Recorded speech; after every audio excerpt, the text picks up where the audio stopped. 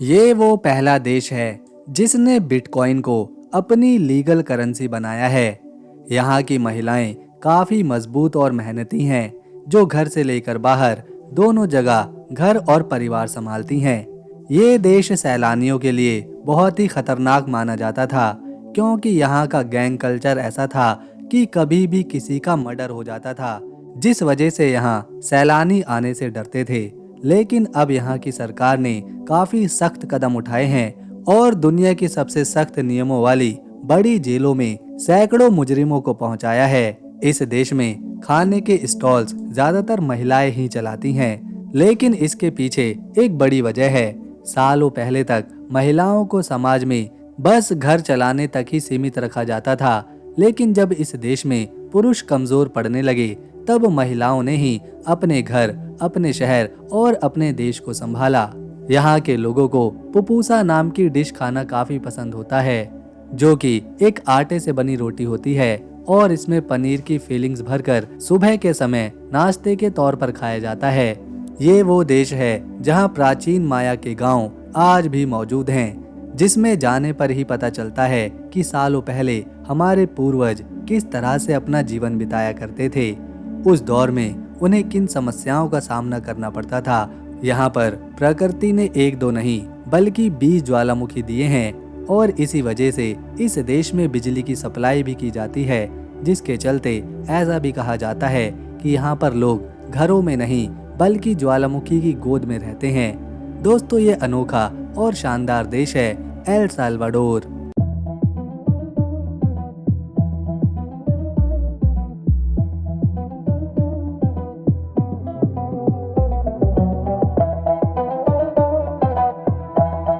नक्शे पर देखें तो आपको मध्य अमेरिका की एक पतली सी जमीन दिखेगी, जहां कई छोटे छोटे देश एक दूसरे से सटे हुए हैं, जैसे मोतियों की माला। इस माला में प्रशांत महासागर के किनारे मौजूद है चमकता हुआ एल साल्वाडोर।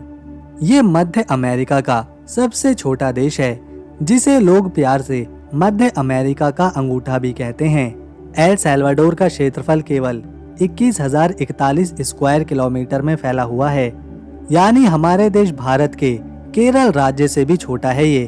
फिर भी ये छोटा सा देश 65 लाख लोगों का घर है। इस देश में अगर कोई महिला किसी भी वजह से गर्भवती हो जाती है, तो वो अबॉर्शन नहीं करवा सकती। यहाँ पर ऐसा करना एक बड़ा अपराध माना जाता है। और हैरानी की बात यह है कि यहाँ आपको ऐसी बहुत सी महिलाएं देखने को मिलेंगी जो माँ तो बन चुकी हैं, लेकिन उन्होंने शादी नहीं करी। अगर करी भी तो उनका पति उनके साथ नहीं रहता। कोआटेपेक लेक, ये झील सांता एना शहर के पास एक ज्वालामुखी क्रेटर में बनी है। ये दुनिया की सबसे खूबसूरत क्रेटर झीलों में से एक है। इसका पानी नीला और साफ है, जो चारों तरफ हरे भरे पहाड़ों से घिरा हुआ है। झील का क्षेत्रफल लगभग 26 स्क्वायर किलोमीटर है और ये अपनी शांत सुंदरता के लिए जाना जाता है। यहाँ आप कई मज़ेदार गतिविधियाँ कर सकते हैं, जैसे कि कायाकिंग, जेट स्कीइंग और स्विमिंग। अगर आप आराम करना चाहते हैं तो झील के किनारे कई रेस्टोरेंट और रिजॉर्ट हैं, जहाँ आप स्वादिष्ट खाने का मज़ा उठा सकते हैं और सूर्यास्त का मज़ा ले सकते हैं। झील के बीच में एक छोटा सा टापू तेजपान भी है, जिसे आप नाव में बैठकर देख सकते हैं। कोआटेपेक झील की खास बात है कि इसका पानी दिन के समय और मौसम के हिसाब से अपना रंग बदलता है, कभी तो गहरा नीला तो कभी फिरोजी। ये दृश्य इतना मनमोहक है कि पर्यटक यहाँ पर तस्वीरें खींचते हैं। सुचितोतो, ये छोटा सा शहर अपनी औपनिवेशिक स्मारक, कला और संस्कृति के लिए मशहूर है। सुचितोतो का मतलब है फूलों का पक्षी, और ये जगह वाकई में उतनी ही रंगीन है।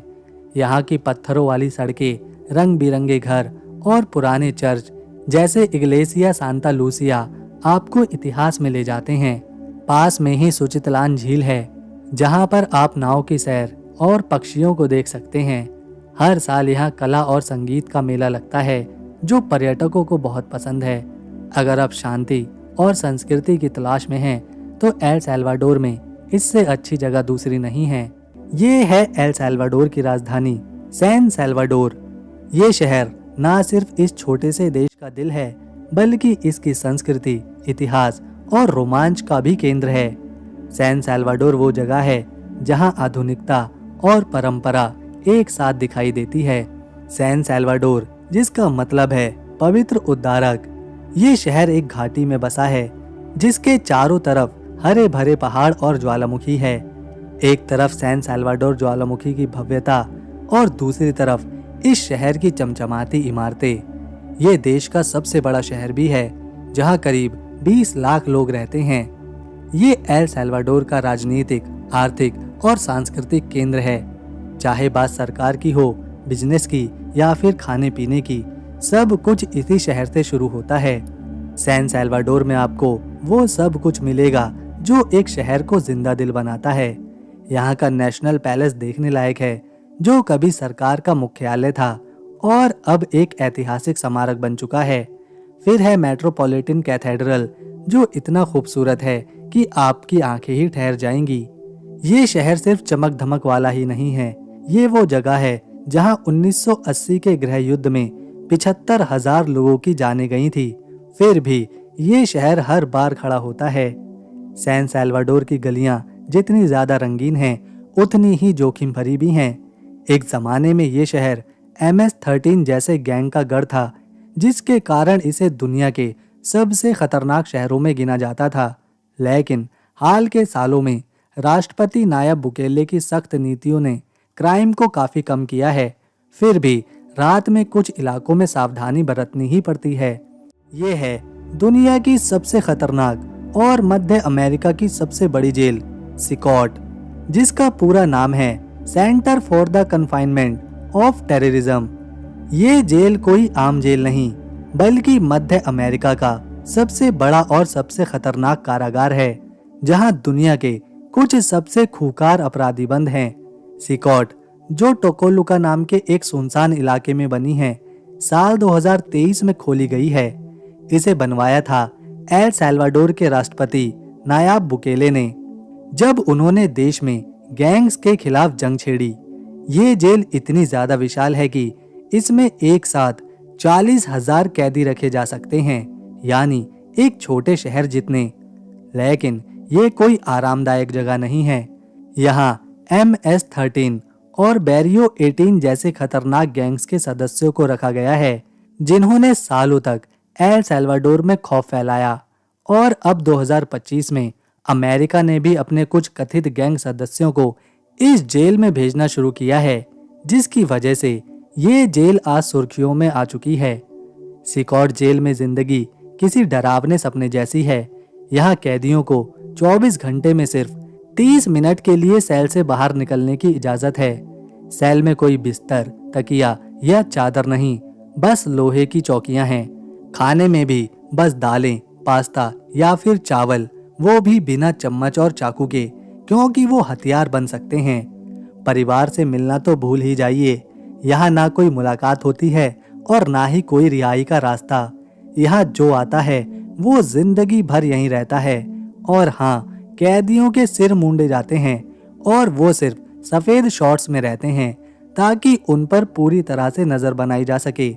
इस जेल में जो गार्ड्स काम करते हैं, वो भी अपना चेहरा छुपा कर रखते हैं, क्योंकि वो सबसे खूंखार अपराधियों के बीच हैं। वो अपनी पहचान नहीं बताना चाहते। इस जेल की वजह से आज एल साल्वाडोर का क्राइम काफी कम हुआ है और यहाँ के लोग अब खुद को सुरक्षित महसूस करने लगे हैं। भूकंप और ज्वालामुखी का खतरा यहाँ पर हमेशा मंडराता रहता है। 2001 में आए भूकंप ने इस शहर को पूरी तरह से हिला दिया था, लेकिन सैन साल्वाडोर की खासियत यही है कि ये हर बार हर मुसीबत से उबर जाता है। ये एक ऐसा शहर है जो ज्वालामुखी की छांव में चमकता है, जहां इतिहास और आधुनिकता एक साथ सांस लेते हैं और जहां हर गली में एक नई कहानी इंतजार करती है। ये शहर देश का गर्व कहलाता है। इसे ज्वालामुखियों का देश भी कहते हैं, क्योंकि यहाँ 170 से अधिक ज्वालामुखी हैं, जिनमें से लगभग 23 सक्रिय हैं और 6 ज्वालामुखी तो ऐसे हैं जिन पर हमेशा निगरानी रखी जाती है। सांता एना ज्वालामुखी, जो 2381 मीटर ऊंचा है, अपनी खूबसूरत क्रेटर झील के लिए जाना जाता है। 2021 में एल साल्वाडोर दुनिया का पहला देश बना जिसने बिटकॉइन को अमेरिका डॉलर के साथ आधिकारिक मुद्रा के रूप में अपनाया, जो अर्थव्यवस्था को बढ़ावा देने का एक साहसिक कदम था। दोस्तों, एल साल्वाडोर का 307 किलोमीटर लंबा प्रशांत तट विश्व के सर्वश्रेष्ठ सर्फिंग स्थलों में से एक है।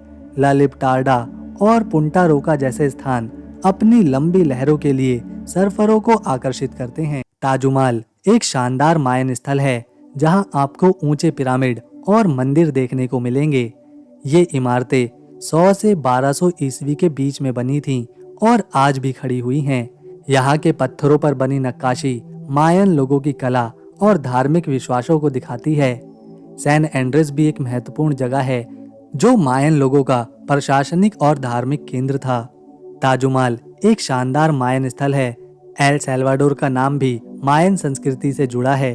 पीपल लोग जो मायन और एज़टेक के वंशज थे, इस जमीन को कुस्काटलान कहते थे, जिसका मतलब है ज्वेल की भूमि। उनकी भाषा, कला और परंपराएं आज भी यहाँ की संस्कृति में झलकती हैं। एल साल्वाडोर की अर्थव्यवस्था कभी कॉफी पर निर्भर थी, लेकिन 2015 में लीफ रस्ट बीमारी ने कॉफी उत्पाद को 33% तक कम कर दिया, जिससे हजारों किसानों की आजीविका प्रभावित हुई।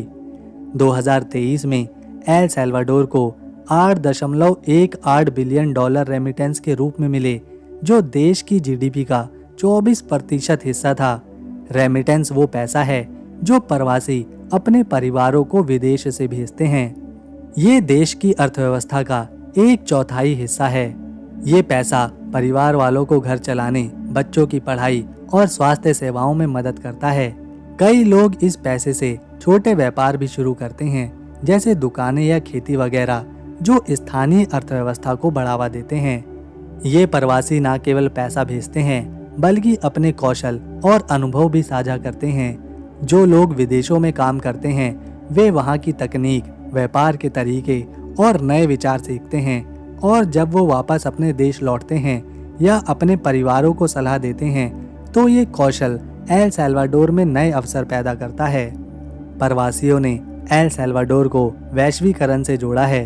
अमेरिका और एल साल्वाडोर के बीच हवाई यात्रा और संचार में भी भारी वृद्धि हुई है। 1992 से लेकर 2002 तक दोनों देशों के बीच टेलीफोन कॉल में 570% की बढ़ोतरी देखी गई है, क्योंकि प्रवासी अपनी परिवार से जुड़े रहते हैं। साथ ही प्रवासी जो पर्यटक के रूप में वापस आते हैं, वो औसतन एक दिन में $97 खर्च करते हैं, जो सामान्य पर्यटकों से काफी ज्यादा है। ये पर्यटन उद्योग को भी मजबूत करता है। इस देश में लोग कब्रिस्तान में जाकर पिकनिक मनाते हैं, और आपको अक्सर बहुत से लोग अपने पूर्वजों के साथ बैठकर कब्रिस्तान में खाना खाते हुए भी नजर आएंगे। ये है जोया दे सेरेन। ये कोई राजा का महल नहीं, बल्कि 1400 साल पहले का एक साधारण सा गांव है, जो एक ज्वालामुखी विस्फोट की वजह से रातों रात वक्त के पहिए में जम गया। सबसे हैरान करने वाली बात यह है, इटली के मशहूर पोम्पेई शहर में तो हजारों लोग मारे गए थे, लेकिन यहाँ खुदाई के दौरान एक भी इंसान का कंकाल नहीं मिला। इसका मतलब ये है कि ज्वालामुखी फटने से पहले जोरदार भूकंप ने गांव वालों को संदेश दे दिया था, और वो अपना सारा सामान छोड़कर अपनी जान बचाकर भाग निकले। गरम राख ने पूरे गांव को एक फ्रीजर की तरह सुरक्षित रखा था। जब वैज्ञानिकों ने यहाँ खुदाई की, तो उन्हें घरों के अंदर आधा खाया हुआ खाना, बर्तनों में रखे अनाज और यहाँ तक कि लोगों की उंगलियों के निशान भी वैसे ही मिले। यहाँ तक कि रसोई में रखे मसालों और बगीचों में उगी फसलों के अवशेष भी सुरक्षित थे। इससे हमें पहली बार ये पता चला कि प्राचीन माया सभ्यता के आम लोग असल में रहते कैसे थे और वो क्या खाते थे। ये खोज इतनी बड़ी थी कि इसे यूनेस्को की वर्ल्ड हेरिटेज साइट्स में घोषित किया गया था। तो दोस्तों, अगर आपको एल साल्वाडोर की हमारी ये वीडियो, मेहनत और इन्फॉर्मेशन पसंद आई, तो इसे एक लाइक दें, शेयर करें और चैनल को सब्सक्राइब कर बेल आइकन ज़रूर दबाएं, ताकि आने वाली नई वीडियो मिस ना हो। हम मिलेंगे नेक्स्ट वीडियो में, तब तक के लिए नमस्कार, अपना ख्याल रखें।